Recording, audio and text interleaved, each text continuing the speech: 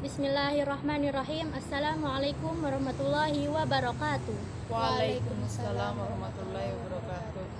Alhamdulillahirabbil alamin. Assalatu wassalamu ala asrofil anbiya'i wal mursalin wa ala alihi wa sahbihi ajmain, amma ba'du. Pertama-tama marilah kita ucapkan puji syukur kita kehadirat Allah Subhanahu wa taala yang telah memberikan kita nikmat kesehatan, kesempatan sehingga bisa hadir di tempat yang mulia ini. Yang kedua kalinya, tak lupa kita hanturkan salawat serta salam kepada junjungan alam baginda Nabi besar Muhammad Sallallahu alaihi wasallam yang telah membawa kita dari alam yang gelap gulita menuju alam yang terang benderang, yakni minaz zulumati ilan nur. Yang saya hormati dosen pengampu mata kuliah fikih dan usul fikih dan teman-teman yang saya banggakan. Sebelum masuk ke materi, kami akan memperkenalkan diri terlebih dahulu. Saya Mulyaningsih dan sebelah kanan saya Suhaina Maulani. dan yang sebelah kiri saya Indah Indriana. Baiklah, di sini kami akan mempresentasikan materi kami yang berjudul Kaidah Fikih yang akan dibacakan oleh saya sendiri. Pengertian kaidah fikih. Fawaid merupakan bentuk jamak dari kaidah, yang kemudian dalam bahasa Indonesia disebut istilah kaidah yang berarti aturan atau patokan. Ahmad Warson menambahkan bahwa kaidah bisa berarti al-qasas atau dasar atau fondasi, Al-Quran atau peraturan dan kaidah dasar, al-mabda atau prinsip, dan al-ansak atau metode atau cara.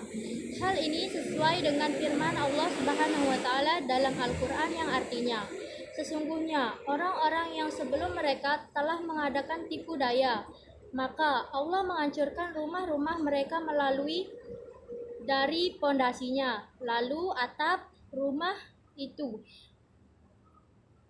mats menimpa mereka dari atas, dan sins itu datang pada mereka dari arah yang mereka tidak sadari. Quran Surat An-Nahl ayat 26. Secara etimologi, kaidah-kaidah fikih adalah dasar-dasar atau asas-asas yang berkaitan dengan masalah-masalah atau jenis-jenis fikih. Sedangkan dalam tinjauan terminologi, kaidah punya beberapa arti menurut Dr.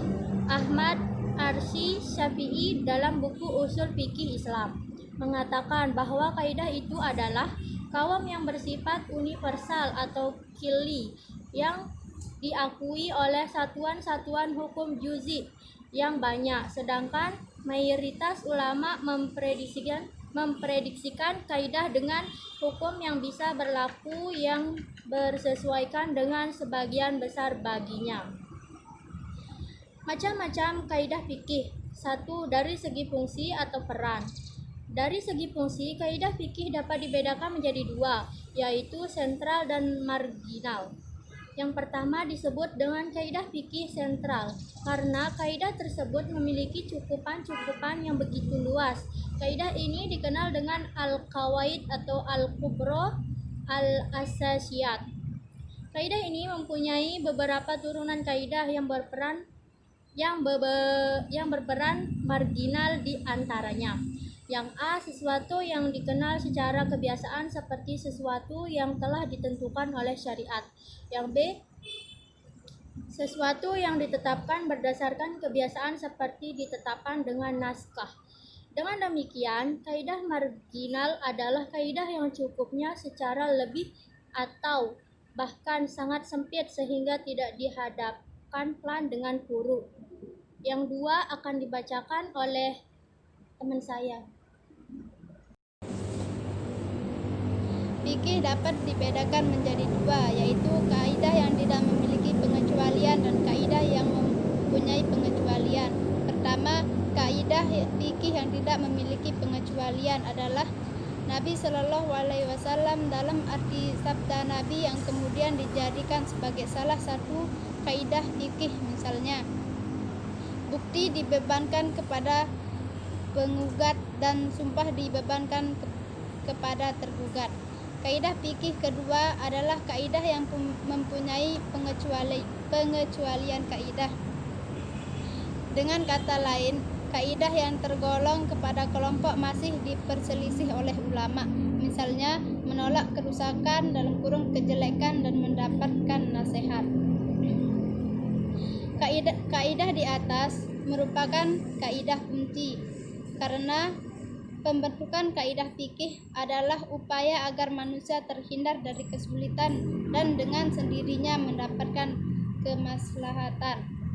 Kaidah asasi yakni adalah fikih yang tingkat kesalahannya diakui oleh seluruh aliran hukum Islam.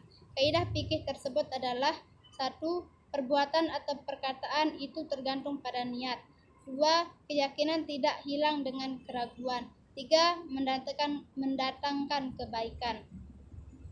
Sejarah kaidah fikih. Beberapa peneliti menjelaskan tentang sejarah kaidah fikih dengan menentukan periodisasinya menjadi 3 bagian: zaman pertumbuhan, pembentukan, dan zaman kematangan dan penyempurnaan. A. Fase pertumbuhan dan pembentukan abad 1 sampai 111 Hijriah.